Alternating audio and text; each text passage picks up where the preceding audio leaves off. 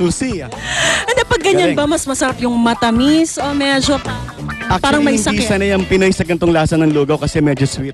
Pero, since sweet naman si Miss Susi, pwede nating subukan. Galing ni Benjo. O yan. Pasado at may presentation Pasado. pa dyan. Alright, lipat naman tayo kay Miss Spain. Alam mo, ano pala to Spain tong arroz caldo, no? In-order ko lagi yan sa isang restaurante. Alright, anong kakaiba dito sa Spanish arroz caldo, Pia? Well, eto, di ba nakikita natin, usually yung Pinoy arroz caldo puti lang siya, pero ito medyo reddish, brownish. Ang nagpakulay dyan, ito yung kasubha. So, pero nabibili lang yan sa mga groceries. So, yan Yes. yung kanyang secret ingredient. Tsaka, kaya, yun, actually yun lang yung Parang marami siyang laman. So, ang Spanish arroz caldo talaga, malaman. Parang Pinoy lugaw din. parang Pinoy lugaw din kasi meron din siyang bawang, spring onions, may manok, ganyan. Pero yung origin ng arroz caldo, kailangan talaga pag sinerve mo siya hot na hot kasi nga yung arroz meaning rice, tas yung caldo meaning hot. So dapat steaming talaga yan. I think, kailangan natin subukan to, Miss Rhea. Alright, go Benjo. Ikaw na. For me? Dito na ako. Ayan, yan. Kasi alam mo, Wow, Benjo, ang titirahin sweet, pa yan ng mga taga-unang hirit. So,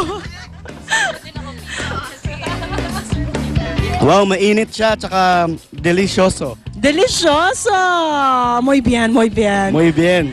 Very good, Pia. Kung ganyan na magluluto, naka-costume, panalo talaga. Galing. Punta naman tayo kay Chinita/Korean Lynn, pero ang ginawa niya, Chinese congee. Anong kakaiba sa Chinese congee? Eh, maalala mo yung history niyan? Qing Dynasty as in Q-I-N-G. Qing Dynasty pa yan, ha? Qing Dynasty. No. So, ang tagal-tagal na talaga nito. And it's very fibrous. So, yung mga kumakain nito, usually they choose to eat this in the morning. Pero you can eat this morning, noon, and night kasi talaga nakakabusog siya. Tapos to cook this, kailangan mo ng kalahating malagkit, tapos kalahati sa kanya bigas. Yes! So, it's just the base talaga. Pag meron ka na ng base ng lugaw, okay ka na kahit anong toppings. Pero usually, sa mga Chinese, no, kami, ang hinahalaw namin sa kanya yung mga century egg, of course, kikiam, bola-bola, yung mga gano'n, yung mga basic. Tapos nalagyan mo ng ganyan, tsaka spring onion sa taas. Ang sarap, day! Tsaka puti siya. Dapat puti talaga pag Chinese. Oh, kasi maputi man nagluluto eh. So, kailangan maputi. Plus, Miss Rhea, ang ganda Go ng ahead, presentation Benjo. ni Miss Lynching. Panalo ka sa presentation. Tingnan natin kung panalo ang lasa.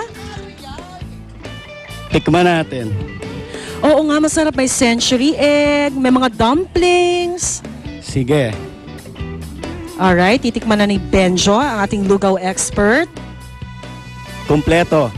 Ano ba usually dapat lasa pag Chinese congee? Medyo plain, Actually, manamis medyo na salty meat, dapat salty siya. dapat. Tsaka very lynching. Chinese na Chinese yung lasa. Alright, mga taga-UH, Masarap. akyat na.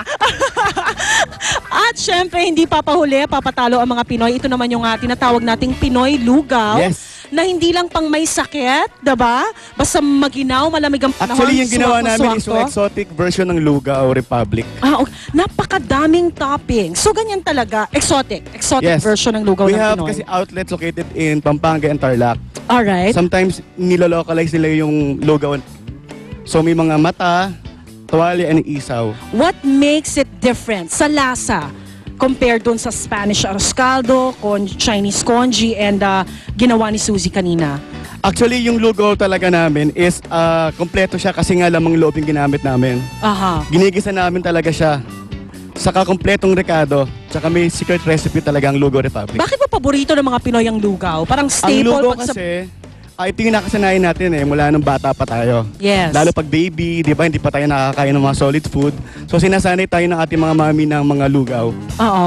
Hanggang sa lumaki tayo, nagkakasakit, lalo kapag halimbawa meron tayong mga bisita, ito kasi mabilis lutuin at saka masarap na merienda.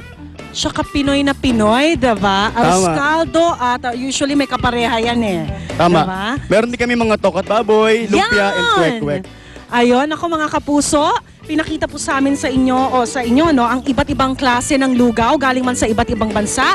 Syempre ang pinaka-importante pinagbibigkis nila tayo sa iisang diwa. Ito yung diwa na mabusog tayo no. Kapag tayo nagugutom, staple ang lugaw. Iba-ibang klase yan. Kahit ano pwede nyo gawin, madali lang gawin mga kapuso. Kaya try nyo na sa inyong mga tahanan. Alright? At yan po ang ating lugaw. Search for Lugaw King and Queen. Maraming salamat. Thank you very Benjo, much. lahat panalo. Pasado ang lasa. Walang tulak kabigin. Alright. Very Ito, good. Alam mo, Benjo, ito ang kailangan patabain eh. Mamaya babalikan natin si Luwa na. Magbabalik po ang unang hirit mga taga-UH. Akyat na, tira na ng lugaw.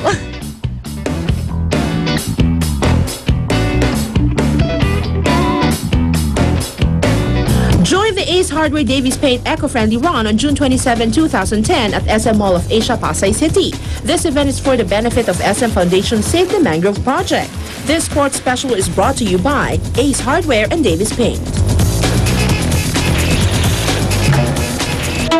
The quest for perfect skin and one of the best-kept Japanese beauty secret can now be found in Koji-san Skincare line, the first and original Koji in the market, a total face and body beauty regimen. Koji-san, available at all leading department stores, supermarkets, and drugstores nationwide. Masasarap ang inyong mga paboritong ulam kung may tamang asim ng Silver Swan sukang puti. Mabango, swabe sa lalamunan, at hindi masangsa